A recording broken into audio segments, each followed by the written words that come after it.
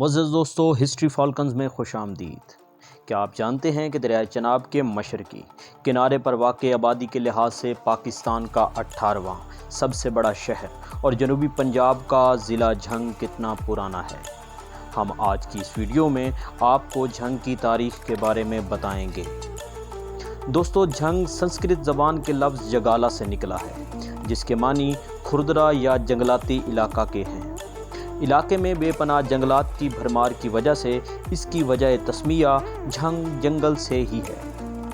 1288 میں راجپوت چیف اور سیال قبیلے کے بانی مہاراجہ رائے سیال نے اپنے پیر و مرشد اور اس وقت کے بزرگ ولی اور برصغیر پاک و ہند میں موجود نقوی البخاری سادات کے جد حضرت سید جلال الدین حیدر سرخ پوش بخاری کے حکم سے جھنگ کی تعمیر کا آغاز کیا، اور آہستہ آہستہ یہاں حضرت سید جلال الدین حیدر کے پیروکاروں میں اضافہ ہوتا چلا گیا۔ 1462 میں رائے مل خان سیال جھنگ کا پہلا باقاعدہ سیال حکمران بنا۔ 360 سال تک سیال راج قائم رہا، اور اس دوران آنے والے مختلف سیال حکمرانوں نے سیال راج کے نقطۂ عروج پر چنیوٹ، کمالیہ، کبیروالا اور جنوب میں مظفر گڑھ کے علاوہ سرگودا اور بھکر کے کچھ علاقوں کو جھنگ میں شامل کیا اور اسے رقبے کے لحاظ سے مزید وسعت دی۔ سیال قوم کے ذیلی قبیلے رجبانہ سیال نے 17ویں صدی کے وسط میں نواب آف ملتان کو شکست دی اور بلوچ قبائل کو تھل کی طرف دھکیلتے ہوئے احمد پور سیال اور گڑھ مراجہ کے علاقوں پر قبضہ کر کے اسے سیال راج میں شامل کر لیا۔ 7 جولائی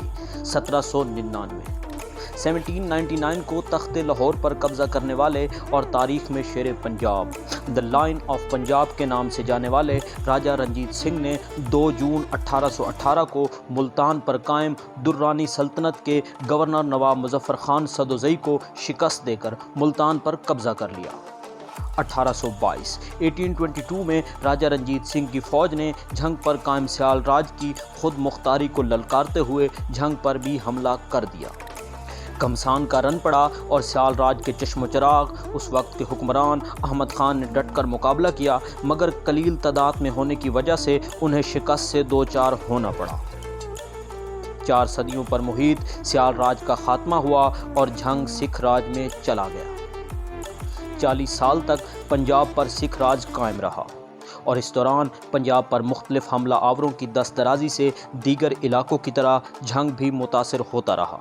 بالآخر 18 اپریل 1848 سے 30 مارچ 1849 کے دوران لڑی جانے والی دوسری اینگلو سکھ وار میں برطانوی فوج نے پنجاب کے بیشتر علاقوں پر قبضہ کر لیا، اور سکھ راج کے آخری حکمران راجہ دلیپ سنگھ 400 لاکھ برطانوی پاؤنڈز پینشن کے عوض خود مختاری کے تمام دعووں سے دستبردار ہو گئے، اور پنجاب انگریزوں کے قبضے میں چلا گیا۔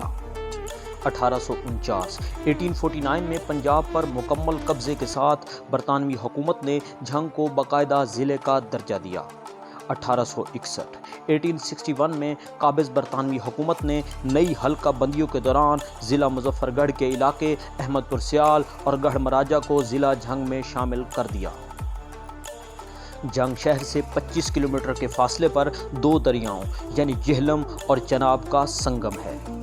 شہر کو سیلاب سے بچانے کے لیے 1937 سے 1939 کے دوران برطانوی حکومت کے منتخب کردہ اس وقت کے governor Punjab sir Henry ڈیفل track کی سربراہی میں انگریز انجینئرز نے ٹریمو بیراج تعمیر کیا۔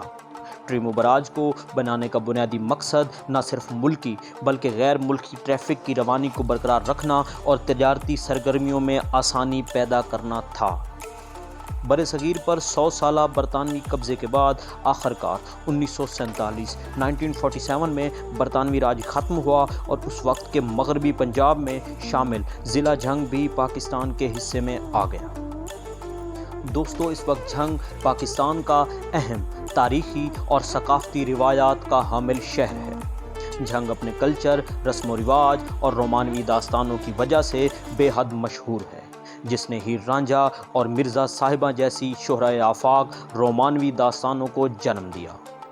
سید محبوب عالم، المعروف شاہ جیونا اور سلطان العارفین حضرت سخی سلطان باہو کا تعلق بھی اسی شہر سے ہے۔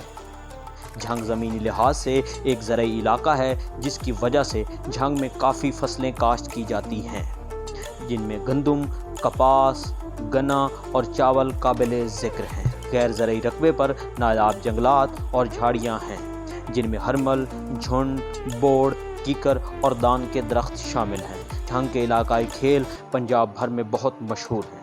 ان کھیلوں میں گھڑ سواری، نیزہ بازی اور کشتی سر فہرست ہیں۔ جھنگ میں ثقافتی میلے بھی بہت شہرت کے حامل ہیں، جن میں حضرت سخی سرور سے منسوب سنگ میلہ سر فہرست ہے۔ دوستو، ہمیں کمنٹس میں بتائیے گا کہ آپ کو ہماری یہ ویڈیو کیسی لگی اور آپ پاکستان کے کس تاریخی شہر سے تعلق رکھتے ہیں۔ ہم ہسٹری آف جھنگ کے اگلے ایپیسوڈ میں مزید تاریخی مقامات، جن میں سرین کوٹ یعنی شور کوٹ سمیت دیگر تاریخی مقامات کا تذکرہ کریں گے اور جھنگ کی مشہور شخصیات کے حوالے سے بھی گفتگو کریں گے۔ ہم آپ کو مزید یہ بھی بتائیں گے کہ تاریخی جنگجو Sikandar Azam, historical warrior Alexander the Great اور مشہور سیاح ابن بطوطہ کا اس شہر سے کیا رشتہ ہے۔